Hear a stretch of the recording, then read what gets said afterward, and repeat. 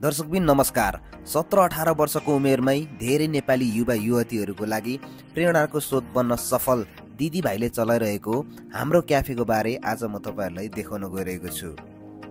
जापानको भिसा त्यागेर नेपालमै केही गर्छु भन्ने हिसाबले दिदीभाइले खोलेको यो क्याफे काठमाडौँको चाबेलमा अवस्थित छ।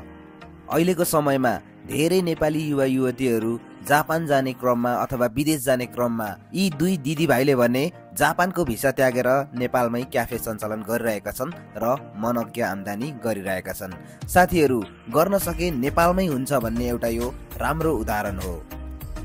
दुई दिदीभाइले अहिले भन्ने गर्छन्, दुःख आउँदा आत्तिनु हुँदैन, दुःखसँग डराउनु हुँदैन, निरन्तरता गरिरह्यो, दुःख गर्यो भने एक दिन अवश्य पनि सफलता पाइन्छ र हामी अझै पनि दुःख नै गरिरहेका छौँ। भोलिको दिनमा अझै अगाडि बढ्ने प्रयास गरिरहेका छौँ।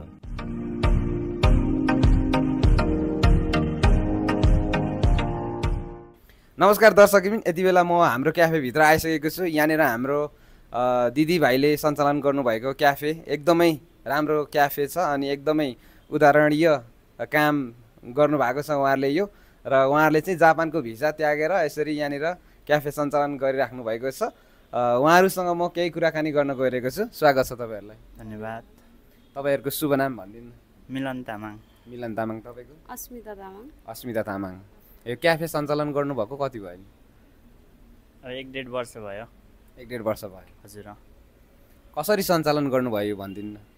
सञ्चालन त अब स्टार्टिङमा भनेको सबैले काम जान्ने हुँदैन, अब जे कुरामा भयो नि। त्यही कारणले अब म सानै उमेरदेखि नै अब काठमाडौँ छिरेर होटल लाइनमै छिरेँ भनौँ न। लगभग फर्स्ट दिन म होटलमा जाँदाखेरि के बुझेँ भने नेपालमा बसेर नि केही आफूले नि सानोतिनो खोलेर बस्यो भने चलायो भने सकिने रहेछ, अर्का देश जान नपर्ने रहेछ भन्ने कुरा बुझेँ कि त्यहीँबाट। त्यही कारणले मैले त्यही कुरालाई फोकस गरेर अनि स्टार्टिङमा त तपाईँको भाँडा माझ्यो, भाँडा माझेपछि हेल्परमा गयो, हेल्परबाट बिस्तारै केही वर्षपछि चाहिँ कुक भयो। कुक भएपछि बल्ल त्यसपछि हुन पायो, त्यसपछि चाहिँ खुसी लाग्यो। अरूको ठाउँमा जे होस् ठुल्ठुलो रेस्टुरेन्ट क्याफेतिर ह्यान्डल गर्न सक्छु किचनमा चाहिँ। त्यही कारणले आफ्नो मनमा एउटा आँट आयो भनौँ न। आफूले गर्यो भने नि सक्छ, अर्काको मात्र किन दुःख गर्नु।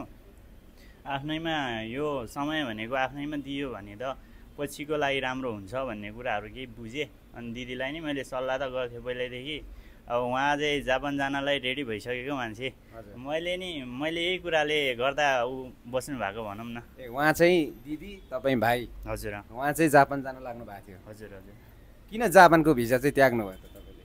खै अब यस्तो भाइले नि त्यस्तै भन्ने कुरा गर्यो, अब नेपालमै के गरौँ न भन्ने कुरा। अब मैले नि अब दुईतिरको त घरबाट लगानी गरिदिन सक्नुहुन्न नि त। एक्कासी क्याफे पनि अब नेपालमै हुन्छ भने किन जाने होइन, जापान। त्यही कारणले हो। भनेपछि भाइको सल्लाहले गर्दाखेरि चाहिँ तपाईँले जापानको भिसा त्याग्नु भएको? हजुर।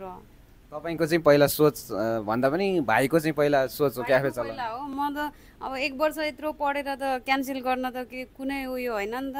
त्यही कारणले भाइले अब यस्तो गरौँ न भन्ने टाइपले अब बाबा मम्मीले नि भन्नुभयो, अब नेपालमै हुन्छ भने किन जाने त तिमी नि जापान होइन। दुईतिर लगानी गरिदिँदा अलिक धेरै गाह्रो होला हामीलाई पनि। घरबाट लगानी गरिदिनु भयो नि त यो क्याफेको लागि। त्यही कारणले अब उता पनि नगर्ने भयो। दुईजनालाई नै एउटै उयोले हुन्छ भने त राम्रो हुन्छ भनेर। भनेपछि अहिले के जापानको भन्दा यहाँनिर राम्रो कमाइ छ कि कस्तो छ? कस्तो गरिराख्नु छ भनौँ। अब खुसी लाग्छ। अब बाहिर मेरो साथीहरू धेरै नै गइसके जापान, मसँगै पढ्ने साथीहरू गइरहेछ। अब तिमीले त नेपालमै क्याफे खोलेर एकदम राम्रो गर्यो भन्नेहरू त छन् होइन, तर एकदम गाह्रो हुन्छ अरे भन्ने कुरा हो। गाह्रो त जहाँ पनि हुन्छ होइन, नेपालमा पनि हुन्छ एकदम। अब राम्रो नै छ भनौँ न।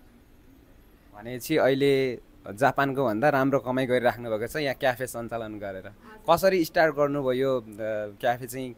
सुरुमा किन्नु भयो कि आफैले सञ्चालन कसरी गर्नुभयो? किनेको हो हामीले। किन्नु भएको? हजुर किनेको हो, तर कस्तो मतलब यस्तो सामानहरू त्यस्तो खासै केही पनि थिएन कि। उयो के भन्छ उता बोइल अन्डाहरू चनाहरू बेचेर बस्नु भएको रहेछ। यो सबै सामान डेकोरेसन हामीले नै गरेको हो। हामीले सामान थपे हो, पछि सबै डेकोरेसन हामीले गरेर पछि अलि मतलब रेस्टुरेन्ट टाइपले खोलेको हो भनौँ न। कति लगानीमा सुरुवात गर्नुभयो? यता मैले भाइलाई सोध्न चाहेँ। लगानी त अब कति भन्नु, जे होस् जापानमा हाल्ने पैसा नेपालमै हाल्यो भनौँ न। जापान जाँदा लाग्ने लगानी क्याफेमै हालेर दिदीभाइ मिलेर चलाइरहेको छ, त्यसमै खुसी छ। अहिले त त्योभन्दा धेरै ठुलो भइसक्यो होइन? जोसँग धेरै बुझियो जानियो पनि अब कमाउने जमाउने त्यही त हो नि, त्यसमै रमाउनु पर्यो। दिनभरि जति नै काम भयो भने बेलुका अब दिदीभाइमा अब यति भएपछि त्यति भने त्यही कुरामा खुसी हुने हो होइन। अब काम चाहिँ आफैले मात्रै यहाँ गर्नुहुन्छ कि स्टाफहरू पनि राख्नु भएको छ? स्टाफ त यस्तो हो, अब पहिलाको अवस्थामा लगभग 1 वर्ष झन्नै त अब हामी 2 जनाले नै लगभग चलायो भनौँ होइन। अब तपाईँको मान्छे 2 जना एक्स्ट्रा चाहिने ठाउँमा हामी 2 जनाले नि भ्यायो होइन। अब बाहिर दिदी काउन्टरमा बसेपछि त एउटा वेटर चाहिन्छ, भित्र किचनमा एउटा हेल्पर चाहिन्छ। किचनको काम म आफै हान्थ्यो, बाहिर काउन्टरको सरसफाइ गर्ने दिदी सबै आफैले गर्नुहुन्थ्यो क्या। त्यसपछि पछिल्लो अवस्थामा चाहिँ अलि हामीलाई नि यस्तो गर्दा गाह्रो होला भन्ने कुरा बुझ्यो नि त। कामलाई मात्र हेर्नु भएन, आफ्नो स्वास्थ्यलाई नि हेर्नु पऱ्यो होइन। त्यो कारणले गर्दा चाहिँ पछिल्लो अवस्थामा मान्छेहरू राखेँ। अब 3-4 जना नि राखेको थियो पहिलाको अवस्थामा त। त्यो कारणले गर्दा चाहिँ आजभोलि यस्तै छ समय। अब ठिकै छ। अहिले मेरै गाउँको एकजना भाइ छ, नत्र त किचनमा आफै हो भनौँ। जे होस् पहिल्यैदेखि गरिआएको काम बिचमा आएर आफूले क्याफे खोल्यो भन्दैमा किन आफू नगर्ने त होइन। त्यो कुरालाई अझै फोकस गर्दै जाने भन्ने कुराहरू बुझियो, गर्दैछु। अब त्यही हो, त्यसरी नै चलाइराख। भनेपछि अहिले कति कमाउनुहुन्छ यो क्याफे सञ्चालनदेखि? मासिक कति कमाइ गर्नुहुन्छ? नेपालमै आफ्नै क्याफे खोलेर गऱ्यो, दिन रातै त्यहीँ आफूले दुःख गर्यो भने त यहाँ नि हुँदो रहेछ भन्ने कुरा बुझ्यो। अनि पछिल्लो अवस्थामा जे होस् बाहिर जाने पैसा चाहिँ यहीँ कमाएछ भनौँ न। अब त्यही हो, महिनामा अब त्यस्तै 1-1.5 लाखसम्म पठाउन सकिन्छ। अब त्यही हो, अब खर्चहरू छुट्याएर, नर त खर्च नछुटिने भए त अब धेरै निक्लिहाल्छ नि। अब खर्च चाहियो, सामान चाहियो, सबै जुटाउनु पऱ्यो, भाडा तिर्नु पऱ्यो। अब त्यो कारणले गर्दा चाहिँ छुट्याएर त्यतिसम्म पठाउन सकिरहेछ। अब त्यसमै छु खुसी। अब आफूले दुःख गरे अनुसार फल पाएको छ, अझै पाउनुपर्छ, अझै दुःख गर्नुपर्छ भन्ने सोच छ। भनेपछि विदेशमा जति कमाइ गर्नुहुन्छ त्यति यहीँ पनि दुःख गरेर गर्दाखेरि कमाइराख्नु भएको छ। 1-1.5 लाख रुपियाँ चाहिँ तपाईँले भाडा तिरेर सबै गरेर मजाले बचाउनुहुन्छ। एकदम। यो काम गर्न कतिको सजिलो रहेछ? युवाहरूलाई, अरू गर्ने इच्छा भएको व्यक्तिहरूलाई के सन्देश दिन चाहनुहुन्छ? अब यस्तो हो, सबै युवाहरूको यही होटल लाइनको सोचहरू आफै क्याफे खोलेर बस्छु भन्ने त हुँदैन नै। सबैको छुट्टै छुट्टै हुन्छ हुन त। अब जे होस् होटल लाइनलाई चाहिँ राम्रो फोकस दिएर अलिकति राम्रै है त्यो लाइन भनेको भन्ने बुझ्ने युवाहरूको लागि चाहिँ आफूले केही वर्ष सङ्घर्ष गर्यो भने त्यसको के अरे फल अवश्य पाउँछ। त्यो कुरा बुझेर चाहिँ उनीहरूले केही वर्ष दुःख होस् या सुख होस्, दुःख भयो भने पनि छोड्नु भएन, सुख भयो भने नि मात्तिनु भएन भन्छ नि। अब त्यस्तै गरेर जति नै दुःख भयो नि काम गर्नु पऱ्यो, अरूकोमा भयो नि होइन। त्यो कारणले गर्दा चाहिँ त्यो दुःखहरू झेल्यो भने पछिल्लो अवस्थामा सुख आउँछ है भन्ने कुरा बुझिन्छ। अब होटल लाइनमा त्यही हो। अरूकोमै अहिले म गर्दा पनि नर्मली अब 25,000 देखि 30,000 35,000सम्म त खान सक्छु होइन।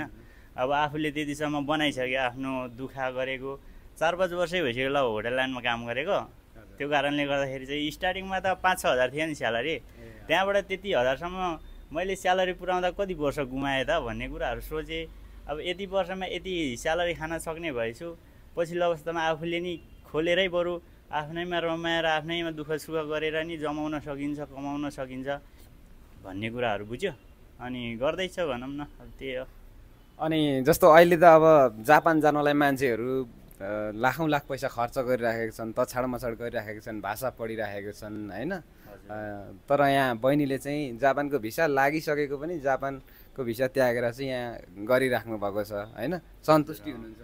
एकदम सन्तुष्टि छु म त। जापान जान चाहनेहरूलाई त के भन्नु होइन, आफ्नो इच्छा हुन्छ, के गर्छु भन्ने एउटा सपना त बोकेको हुन्छ नि त। मैले नि पहिला त अब जापान जान्छु भन्ने सपना बोकेर पढेर हिँडेको थियो होइन। अब आफैले दुःख गर्यो भने पनि हुँदो रहेछ, नेपालमै भन्न चाहन्छु। डेकोरेसनहरू पनि अलिकति छुट्टै किसिमको बनाउनु भएको रहेछ आउँदाखेरि होइन। जस्तै यो टायरहरू लगाएर त्यसपछि यो नाङ्लोहरू झुन्डाउनु भएको छ। यो सबै यसको कन्सेप्टहरू तपाईँले कसले बनाउनु भएको?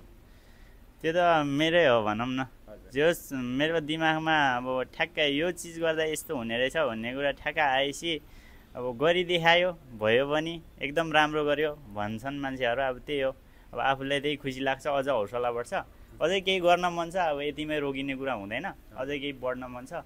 पछिल्लो अवस्थामा हेर्दै जाऊँ गर्दैछु। तपाईँहरूको घर चाहिँ रामेछाप जिल्ला भन्नुभयो होइन त? हजुर। अन्तिममा हाम्रो दर्शकहरूलाई के भन्न चाहनुहुन्छ?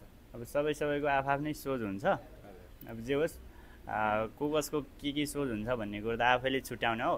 तर जे सोचे पनि त्यो कुरालाई फोकस गऱ्यो भने चाहिँ अवश्य सफल हुँदो रहेछ भन्ने कुरा उदाहरण बुझाउँछ, यहाँबाट बुझ्न सकिन्छ। अब त्यही हो, म जस्तै होटेल लाइनमा गर्ने युवाहरूको लागि त झनै बेस्ट भइहाल्यो। यो केही कुरा मैले बोल्दाखेरि यो उमेरमा यस्तो गऱ्यो भने यस्तो हुँदो रहेछ है भन्ने कुरा केही देखाइहाल्यो, बुझिहाल्यो। अब त्यसरी बुझ्न सकिन्छ बुझ्नेले, अब नबुझ्नेले त अब के भन्नु होइन। अब त्यही हो, म नि त्यही हो। अब सबैजना बाहिर विदेश मात्रै नभन्नु कि होइन, नेपालमै के गर्नुभयो भने पनि के हुँदो रहेछ भन्ने कुरा हो। हुन्छ, समय दिनुभएको लागि धन्यवाद तपाईँहरूलाई।